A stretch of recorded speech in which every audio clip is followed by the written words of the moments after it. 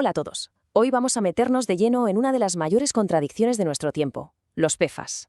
A ver, son unas sustancias químicas que por un lado han hecho posible muchísima de la tecnología moderna que usamos, pero que al mismo tiempo suponen una amenaza medioambiental y para la salud que no desaparece. Es una paradoja, ¿verdad? Y nos obliga a hacernos una pregunta clave. ¿Cómo se gestiona algo que es tan útil y a la vez tan peligroso? Vale, para entender bien este lío, este será nuestro recorrido. Primero vamos a ver por qué se habla de la paradoja de estos químicos eternos. Luego echaremos un vistazo a la ola de regulaciones que está surgiendo en todo el mundo y, claro, cómo está respondiendo la industria. También analizaremos por qué es tan difícil encontrar alternativas. Y para terminar, miraremos hacia un futuro que, ya os adelanto, es bastante incierto. Muy bien, pues vamos a desgranar esto. La historia de los PFAS es, como decíamos, la de una moneda con dos caras.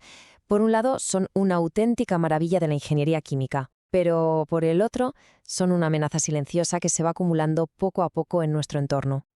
A ver, empecemos por lo más básico. ¿Qué son exactamente los PFAS? Bueno, pues no es una sola cosa, es una familia enorme, enorme, de miles de compuestos químicos sintéticos. Se crearon allá por los años 40 y lo que los hace tan especiales es su increíble capacidad para repelerlo prácticamente todo. El agua, el aceite, el calor, son, en una palabra, súper resistentes. Y claro, esa resistencia es la razón por la que se han vuelto omnipresentes. Están, literalmente, por todas partes en nuestro día a día. Pensad un poco, la sartén antiadherente con la que cocinamos, esa chaqueta impermeable que nos salva de la lluvia, incluso la caja de la pizza del fin de semana. Su utilidad es, vamos, innegable, y los encontramos en un montón de productos, tanto de consumo como industriales.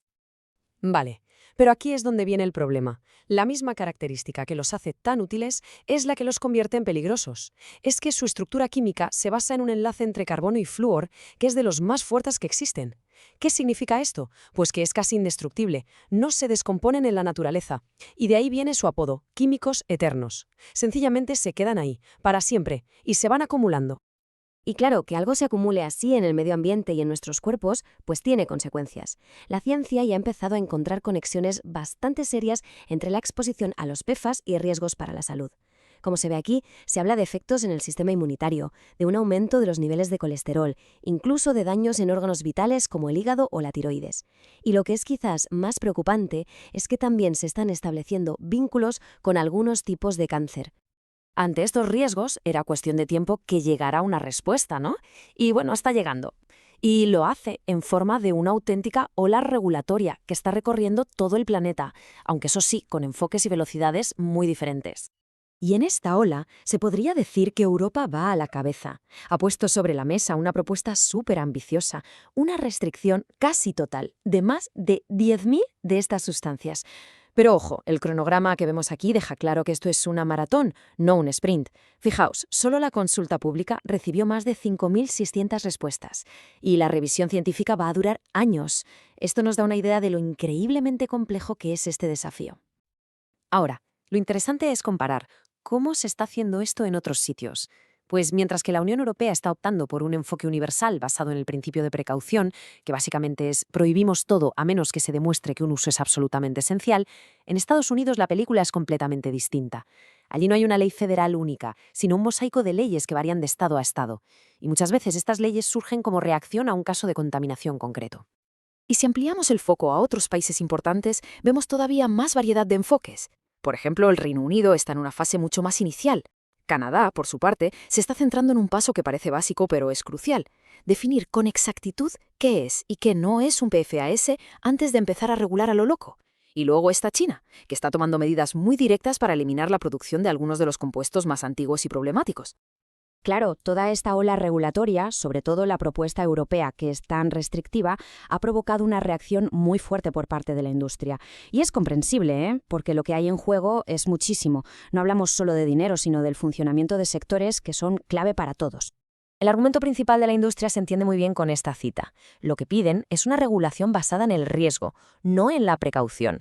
O sea, en lugar de una prohibición general para todos, lo que proponen es, oye, vamos a analizar cada uso por separado, vamos a evaluar cuál es su riesgo real y a partir de ahí actuamos. Buscan un equilibrio, dicen, entre proteger el medio ambiente y la salud y no frenar la innovación. Y esta preocupación no es una simple opinión, la respaldan con cifras. Un estudio de la propia industria química europea proyecta un impacto que sería, masivo. Una prohibición universal podría llevarse por delante más del 90% de la cartera de productos de los fabricantes y pondría en riesgo casi 2/3 de la facturación de las empresas que los utilizan. El golpe económico, desde luego, sería tremendo. Ya que llegamos al quid de la cuestión, al verdadero nudo del problema. Un 85%. Ese es el porcentaje de usuarios industriales que dicen que a día de hoy, simple y llanamente, no tienen alternativas viables. No hay nada que ofrezca el mismo rendimiento técnico y, sobre todo, la misma seguridad. Y esto, claro, nos lleva de cabeza al siguiente gran desafío. Y esta imagen ayuda a entender por qué es tan complicado. Es que no estamos hablando solo de sartenes o de ropa impermeable. Ciertos tipos de puffs, como los fluoropolímeros, que son unos plásticos de un rendimiento altísimo, son literalmente la columna vertebral de equipos industriales que son críticos. Pensemos en reactores químicos, en válvulas, en juntas. En esos sitios, la resistencia a la corrosión y a las temperaturas extremas no es un lujo. Es una cuestión básica de seguridad y de que todo funcione como debe. Entonces, claro, la pregunta es obvia. Si la industria dice que no hay alternativas, ¿por qué no se inventan y ya está? Bueno, pues ojalá fuera tan fácil. La realidad es que reemplazar estos materiales es un proceso larguísimo y súper complejo. De hecho, puede llevar tranquilamente más de una década. Esto no va de cambiar un ingrediente por otro y listo. Fijaos en el proceso. Primero, tienes que investigar y desarrollar un material nuevo, y eso ya te lleva 1 o 2 años. Luego vienen las pruebas, otros 2 años o más, para ver si funciona bien y sobre todo si es seguro. Y claro, si en las pruebas algo falla, pues vuelta a empezar, a la casilla de salida. Y si por fin funciona, todavía queda convencer a toda la cadena de suministro global para que lo adopte y lo fabrique a gran escala. Es un camino, como veis, lleno de obstáculos. Y esto es lo que se conoce como el efecto dominó. Es que un cambio en un solo material, por pequeño que sea el principio de la cadena, tiene consecuencias enormes. Imaginaos, cambias el material de una simple junta en una válvula, pues el fabricante de esa válvula tiene que volver a probarlo todo. Y la empresa que usa esa válvula en una de sus máquinas tiene que hacer lo mismo, y así, paso a paso, hasta el final. Cada pequeño cambio exige nuevas inversiones, nuevas pruebas y nuevas validaciones en cada eslabón de la cadena. Y así llegamos a la situación actual, un futuro lleno de incertidumbre en el que chocan 3 fuerzas muy poderosas. Por un lado, una presión pública cada vez mayor. Por otro, la acción de los reguladores y, en medio, las duras realidades de la industria moderna. La sociedad, la gente, está cada vez más informada y, lógicamente, más preocupada. Proyectos de periodismo de investigación como el famoso Forever Pollution Project han tenido un impacto brutal. Han puesto en un mapa miles de sitios contaminados por toda Europa, y eso ha colocado el problema en el centro del debate. Y esta presión social, no nos engañemos, es un motor de cambio potentísimo. Y aquí está el meollo de todo. Los reguladores tienen por delante una tarea titánica.